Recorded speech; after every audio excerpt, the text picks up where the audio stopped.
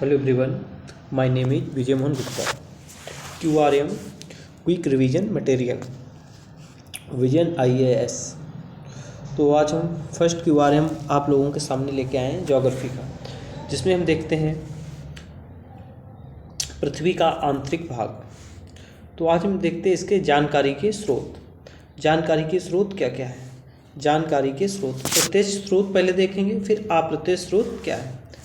तो देखिए, खनन, अलग अलग चट्टानों और खनिजों की संरचना का अध्ययन करके अन्वेषण परियोजनाएं, डीप ओशन ड्रिलिंग प्रोजेक्ट और इंटीग्रेटेड ओशन ड्रिलिंग प्रोजेक्ट द्वारा ज्वालामुखी, पृथ्वी के आंतरिक भाग के बारे में जानने के लिए ज्वालामुखी से निकलने वाले मैग्मा का अध्ययन किया जाता है।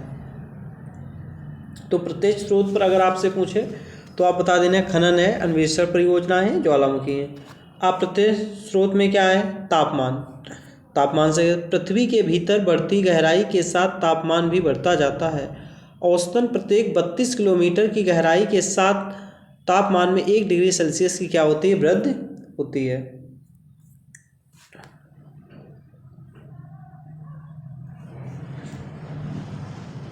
उष्मा और तापमान में वृद्धि के कारण क्या है? चट्टानों के भीतर रेडियोधर्मी विखंडन से उष्मा मुक्त होती है। जो रेडियोधर्मी जो पदार्थ हैं वो क्या होते हैं? विखंडित होते रहते हैं, जिसके कारण वहाँ उष्मा उत्पन्न होती है। और आंतरिक और बाहरी बल, गुरुत्वाकर्षण जैसे खिंचाव, ऊपर मौजूद चट्टानों का भार, रासायनिक अभिक्रियाएँ। तो दूसरा इसका हेडिंग रीजन है दबाव।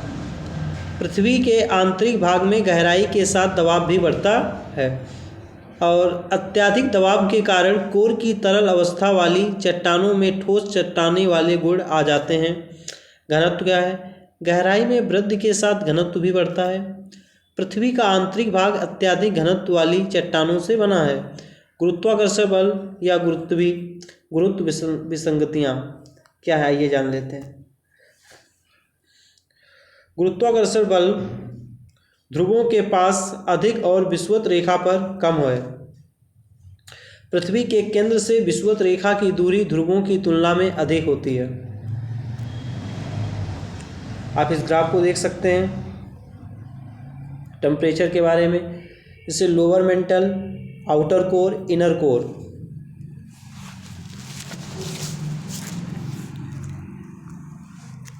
Temperature profile of the inner core, inner अर्थ।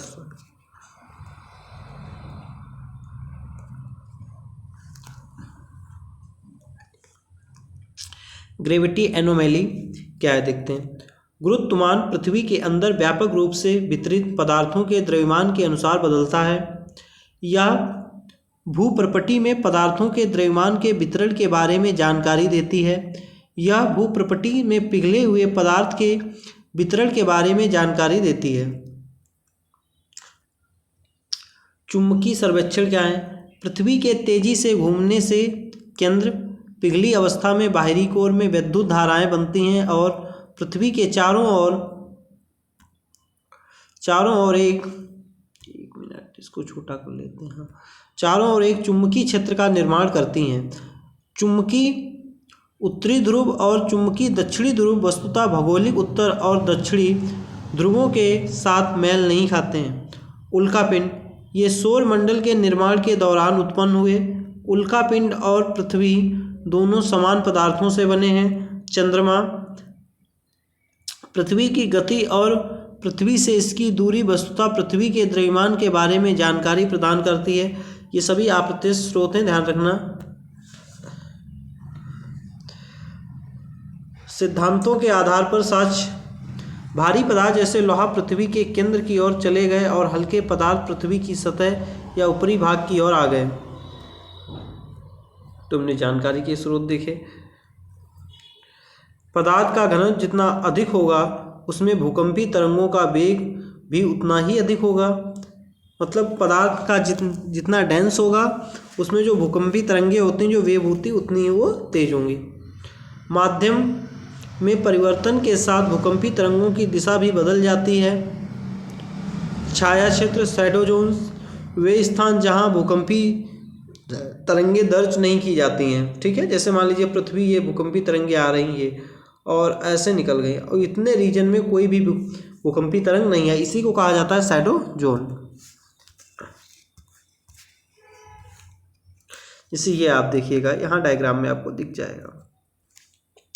ये देखते हैं जैसे द्वितीयक तरंगे, एस तरंगे, ये उद्गम केंद्र का है, फोकस से 103 डिग्री की कोणीय दूरी पर दर्ज नहीं की जाती हैं। यह संकेत देता है कि बाहरी कोर पिघला अवस्था में है। प्राथमिक तरंगे मतलब पी तरंगे, इन्हें प्राइमरी वेव भी कहते हैं। ये 103 डिग्री से 142 डिग्री की कोणीय दूरी के बीच दर्ज नहीं की जाती हैं, कोर के अलग अलग घनत्व, अवस्था और संरचना का संकेत देती हैं। आइए देखिए,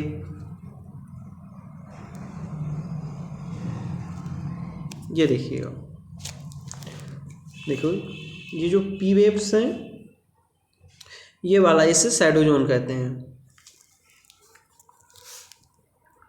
तो आप इसको देख लेना। आइए आगे देखते हैं। भूकंपी तरंगों के प्रकार, भूगर्भीय तरंगों और धरातलीय तरंगे। भूगर्भीय तरंगे बॉडी वेव पृथ्वी की आंतरिक भागों से गुजरकर सभी दिशाओं में आगे बढ़ती हैं। प्राथमिक तरंगे और द्वितीयक तरंगे। धरातलीय तरंगे क्या हैं? सरफेस वेव्स क्या है? ये पृथ्वी की सतह धरातल के साथ साथ जल और लहरों की तरह चलती हैं।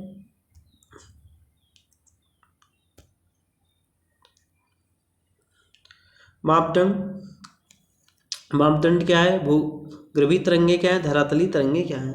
तरंग का प्रकार क्या है? जैसे पी तरंग या प्राथमिक तरंग, दूसरी है एस तरंग या द्वितीयक तरंग, और एल तरंग क्या है? ये कैसी होती हैं? लॉन्गिट्यूडनल होती हैं। ये कैसी होती हैं? ट्रांसफर्स होती हैं। ये भी ट्रांसफर होती हैं। गमन करने की प्रकृति के बारे में अगर आपको बताएं, कण आगे पीछे की दिशा में विस्थापित होते हैं। इसे स्प्रिंग नहीं है, फिर आगे जाती फिर पीछे, इस तरीके से होते हैं। और इसमें क्या होता है? कण अगल बगल विस्थापित होते हैं, मतलब ये ऊपर नीचे जाते हैं। ये कैसे होते हैं? परपेंडिकुलर होते हैं, जबकि ये वाले पैरेलल होते हैं, यहाँ परपेंडिकुलर होते हैं। केवल पृथ्वी की सतह पर गमन करती हैं, ये भी पता होना। वेग सबसे तेज है, प्राथमिक तरंगों की तुलना में कम। इनका लगभग वेग होता है, अगर वेग की इनकी बात करें, 3.5 किलोमीटर पर सेकेंड। अगर गमन का माध्यम बात करें, ये सभी माध्यमों ठोस, तरल, गैस में गमन करती हैं। ये केवल ठोस पदार्थों में चल सकती हैं। ये क्या है? भूकंप के दौरान संपत्ति का सर्वाधिक नुकसान और उनका विनाश कर देती हैं। जो एल तरंगे होती हैं सबसे हानिकारक तरंगे होती हैं। पृथ्वी के आंतरिक भाग की संरचना। भूकंपी तरंगों के अलग अलग प्रकार की चट्टानों से गुजरने और उनके व्यवहार के आधार पर यह निष्कर्ष निकाला जा सकता है कि पृथ्वी के आंतरिक भाग में 3 मुख्य परतें हैं। ये 3 परतें कौन कौन सी हैं? भूप्रपटी या जिसे क्रस्ट कहते हैं, मेंटल, कोर या क्रोड भी इसे कहा जाता है।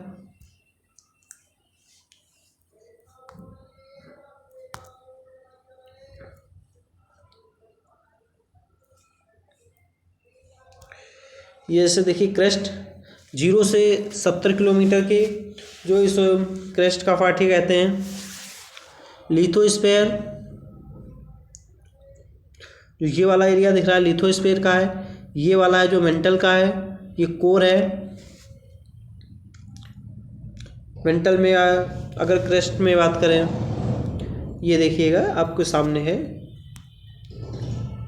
इसको आप देख लेना बाद में, ठीक है, कि मैं फास्ट कराना है थोड़ा। क्रस्ट, मेंटल, कोर पृथ्वी की सबसे ऊपरी परत और इसका आयतन पृथ्वी के कुल आयतन का 1% है। यह अन्य 2 की तुलना में ठोस, कठोर और बहुत पतला है। महाद्वीपीय क्रस्ट की तुलना में महासागरीय क्रस्ट पतला होता है। इसके 2 मुख्य भाग हैं। कौन कौन से 2 भाग हैं? आइए जान लेते हैं दोनों भाग। सबसे ऊपर की पतली परत यह व्यापक रूप से सिलिका और एल्युमिनियम की मात्रा वाली चट्टानों से बनी है। इसे सियाल कहते हैं, मतलब सिलिकॉन एल्युमिनियम कहते हैं, ठीक है, शॉर्टकट। और इसका औसतन घनत्व 2.7 है और मोटाई लगभग 28 किलोमीटर है। निचली परत के यह व्यापक मात्रा में तुलनात्मक रूप से भारी सिलिका और मैग्नीशियम युक्त चट्टानों से बनी है, जिसे सीमा कहते हैं, मतलब सिलिकॉन और मैग्नीशियम वगैरह बोल देना। इसकी औसत मोटाई 6 से 7 किलोमीटर और घनत्व 3 है। ये हम देख लेते हैं सेकेंड मेंटल। इसकी मोटाई लगभग 2900 किलोमीटर है। यह पृथ्वी की आयतन का 84% है। यह ऑक्सीजन, लोहा और मैग्नीशियम जैसे घनत्व और भारी पदार्थों से बना है। क्रस्ट और मेंटल के बीच असंप्रदता को मोरोविक असंप्रदता कहते हैं। दूसरी की अगर बात करें, इस परत में तापमान काफ़ी अधिक होता है और गर्म चट्टानें इस परत में मैग्मा बनाती हैं। दुर्बल तामंडल या स्टेनोस्फीयर मेंटल से संवहन धाराएं उठती हैं। कोर, यह